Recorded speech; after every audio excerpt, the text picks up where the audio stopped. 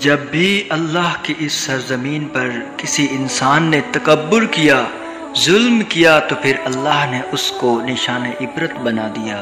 اسی طرح جب حضرت موسیٰ علیہ السلام کے زمانے میں قوم کبدوں امالک سے جو مصر کا بادشاہ بنا، جس کا نام ولید بن مذہب بن ریام تھا، جس کو آج پوری دنیا فرعون کے نام سے یاد کرتی ہے، وہ لوگوں پر ظلم کرتا اور جو لوگ غریب ہوتے تھے ان کا حق کھاتا تھا اور ان سے سخت مزدوریاں کرواتا اور ان کو کم اجرت دیتا تھا، اور جو شخص اس کا غلام نہیں بنتا تھا وہ اس کو قتل کر دیتا تھا۔ تو بس پھر اللہ نے اپنے نبی حضرت موسیٰ علیہ السلام کو حکم دیا کہ اے موسیٰ، فرعون کو میرا پیغام پہنچا دو کہ وہ انسانوں پر ظلم کرنا چھوڑ دے، ورنہ اللہ کا عذاب ان کو لے ڈوبے گا۔ پھر جب اللہ کے نبی نے اللہ کا پیغام فرعون کو دیا تو وہ مذاق اڑانے لگے، ہنسنے لگے اور کہنے لگا یہاں کا خدا میں ہوں، میں کسی کا حکم نہیں مانتا۔ تو بس پھر اللہ اپنی نشانیاں حضرت موسیٰ علیہ السلام کے توسط سے دکھاتا رہا اور پورا مصر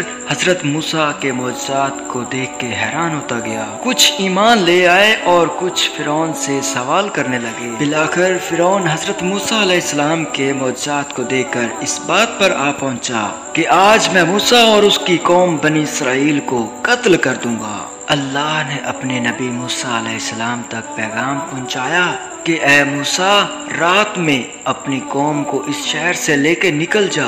تو پھر حضرت موسیٰ علیہ السلام اپنی قوم بنی اسرائیل کو لے کے وہاں سے جانے لگے۔ اس بات کا علم جب فرعون کو ہوا تو وہ غضبناک ہو کر کہنے لگا چاہے جو بھی ہو جائے میں موسیٰ اور اس کی قوم بنی اسرائیل کو قتل کر کے چھوڑوں گا۔ وہ اپنے جاہ و جلال کے ساتھ بنی اسرائیل کو ڈھونڈنے لگا۔ بس پھر آگے اللہ کے نبی حضرت موسیٰ اور پیچھے ان کی قوم بنی اسرائیل اور ان کے پیچھے فرعون کا لشکر ان کو مارنے آتا رہا۔ بالآخر بنی اسرائیل دریا تک پہنچی اور فرعون کا لشکر ان کا پیچھا کرتے کرتے ان کو دیکھنے لگا۔ جب بنی اسرائیل نے فرعون کے لشکر کو دیکھا تو حضرت موسیٰ سے کہنے لگے اے موسیٰ، تو نے ہمیں کہاں پھنسا دی؟ اب پیچھے فرعون کا لشکر ہمیں مارنا چاہتا ہے اور آگے یہ دریا ہے۔ پھر اللہ کے نبی حضرت موسیٰ فرمانے لگے اے لوگو، گھبراؤ نہیں، اللہ ہمارے ساتھ ہے اور یہ کبھی ہو نہیں سکتا کہ فرعون اور اس کا لشکر ہمیں پکڑ سکے۔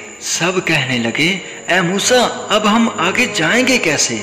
تو بس اتنی ہی دیر میں آوازیں غائب آئی اے موسیٰ، تو اپنی عصا اس دریا میں دے مار۔ تو بس پھر جیسے ہی حضرت موسیٰ علیہ السلام نے اپنی عصا دریا میں دے ماری تو آدھا پانی ایک سائیڈ پہ اور آدھا پانی دوسری سائیڈ پہ ہو گیا۔ اللہ نے بیچ میں راستے کو واضح کر دیا۔ تو بنی اسرائیل کے قبائل کے کچھ لوگ کہنے لگے اے موسیٰ، ہم آپس میں بنتے نہیں، اپنے خدا کو کہہ کہ ہمارے لیے الگ الگ راستے بنا دے۔ اللہ کے نبی حضرت موسیٰ نے اس دریا میں 12 جگہوں پر اپنی عصا دے ماری اور وہ بنی اسرائیل کے قبائل ان 12 راستوں سے دریائے نیل کو پار کرنے لگے۔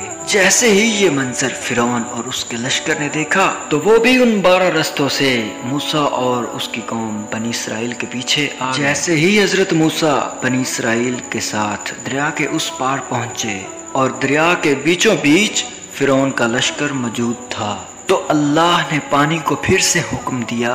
بس پھر پانی آپس میں مل گیا اور اس طرح فرعون کا لشکر پانی میں ڈوب کر مرنے لگا۔ یہ پورا منظر موسیٰ اور اس کی قوم بنی اسرائیل دیکھ رہے تھے اور اللہ کا شکر ادا کر رہے تھے، اور اتنی دیر میں فرعون نے چیخ کر کہا کہ میں بھی موسیٰ اور ہارون کے اللہ کو تسلیم کرتا ہوں، میں بھی ایمان لاتا ہوں کہ موسیٰ کا اللہ بڑی قدرت والا ہے۔ اتنی دیر میں آواز غائب آتی ہے کہ اے فرعون، تو اب ایمان لاتا ہے جب تو دوزخ کی دہلیز تک جا پہنچا ہے۔ اے فرعون، ہم تیرے تکبر اور تیری لاش کو آنے والے لوگوں کے لیے نشان عبرت بنائیں گے تاکہ لوگ یہ جان لیں کہ زمین پر انسان کو تکبر راس نہیں آتا۔ آج بھی فرعون کی لاش کو اللہ تعالیٰ نے نشان عبرت بنا کے رکھا ہے۔ بے شک جس نے تکبر کیا اور انسانوں پہ ظلم کیا وہ اللہ کی رحمت سے محروم